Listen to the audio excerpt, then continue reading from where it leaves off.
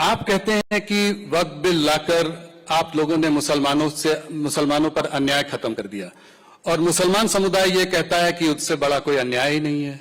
देखिए राहुल जी, आप पूरे समुदाय के नाम से इतना बड़ा लोडेड स्टेटमेंट मत करिए, आपको तकलीफ आएगा। मुसलमान समुदाय ऐसा नहीं चाहता है उनके साथ अन्याय है, कुछ गिने चुने नेता चाहते हैं। मैं आपको दो चार सरल सवाल पूछता हूं जी। अभी का जो वक्फ का कानून है, इसके अंदर महिलाओं के लिए कोई कंपलसरी प्रावधान है क्या? आना चाहिए या नहीं आना चाहिए? इस देश की मुस्लिम महिलाओं को वक्फ बोर्ड और वक्फ काउंसिल में हिस्सा मिलना चाहिए या नहीं मिलना चाहिए? 80% मुस्लिम समाज पसमंदाओं का है, जो गरीब है, एक प्रकार से ओबीसी है, उनको वक्फ में प्रतिनिधित्व मिलना चाहिए या नहीं मिलना चाहिए? जी। सिया, आगा खानी, दाऊदी वोरा, मोहम्मदिया, अहमदिया, ये सारे मुसलमानों का कोई प्रतिनिधित्व नहीं है। वो भी मुसलमान है, क्यों नहीं मिलना चाहिए भाई? और कांग्रेस पार्टी तो माइनॉरिटी की बात करती है, तो माइनॉरिटी विद इन माइनॉरिटी को हम रखते हैं तो विरोध करते हैं। ये जो बिल आया है, वो बिल मुस्लिम समाज के हरेक अंग का प्रतिनिधित्व करने वाला बिल है। दूसरा, आज मैं, आपने बहस देखी ही होगी, कांग्रेस के नेता कहते थे कि क्या गलत हुआ है।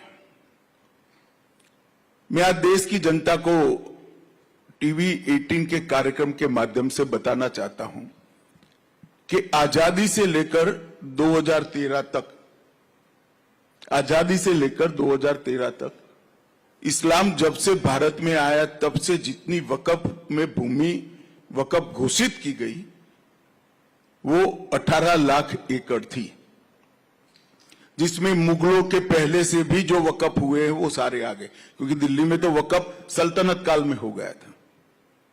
और 2013 का कानून आने के बाद 18 लाख एकड़ में 21 लाख एकड़ भूमि और बढ़ गई।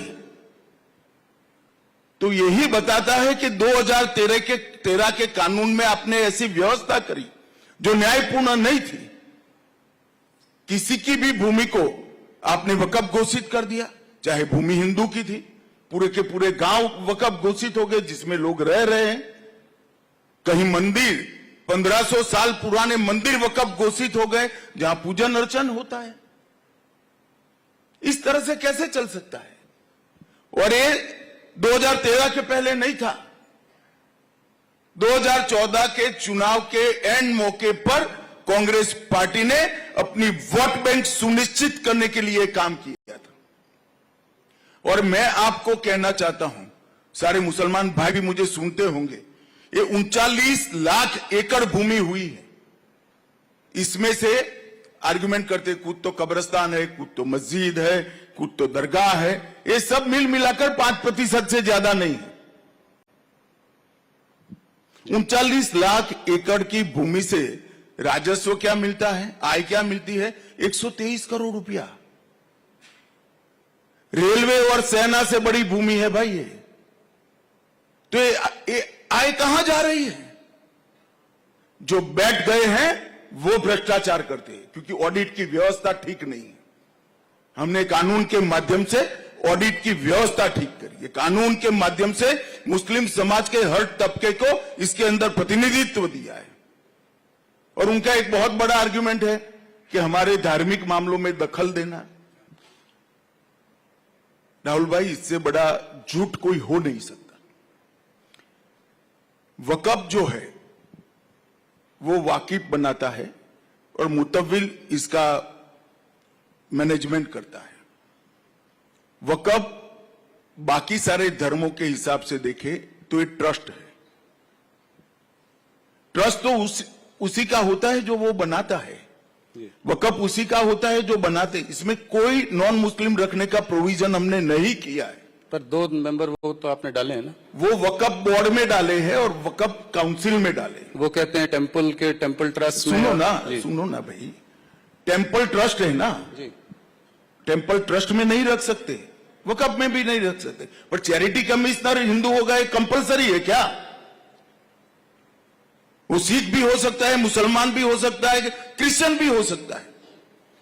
टेम्पल ट्रस्ट में नहीं रखना चाहिए, मैं भी मानता हूं, वकफ में भी नहीं रख रहे हैं। जैसे ट्रस्ट होता है, इसका मैनेजमेंट अगर रिलीजियस ट्रस्ट है तो हिंदुओं के हाथ में होना चाहिए।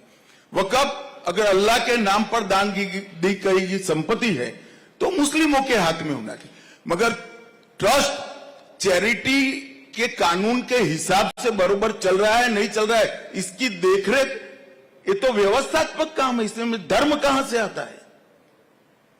फिर भी हमने तो 22 में 2 रखे हैं भाई, 14 में 2 रखे हैं। और एक बात मुझे बताओ, जो मैंने पहले कहा पूरे के गांव कर दिए वकफ, कोई मंदिर भी कर दिए, तो ये संपत्ति का डिस्प्यूट नॉन हिंदू का भी है या नहीं है? जी, हुआ या नहीं हुआ? तो वो पार्टी है या नहीं है? 2 हिंदू इसका पक्ष न्यूट्रलिटी से देखेंगे तो क्या बिगड़ जाएगा? क्या इस देश में हिंदुओं को इतना भी अधिकार नहीं है भाई? ये बिल्कुल खोखली बात है जो कांग्रेस ने फिर से उनके समाप्त होते हुए अस्तित्व को आधार देने के लिए अपीसमेंट की पॉलिसी। और अगर इतना ही था तो प्रियंका जी तो वोट डालने भी नहीं आई, राहुल जी ने भाषण भी नहीं कराया। अगर आपकी पार्टी की प्रमुख पॉलिसी है तो पार्लियामेंट से बड़ा मंच क्या हो सकता है?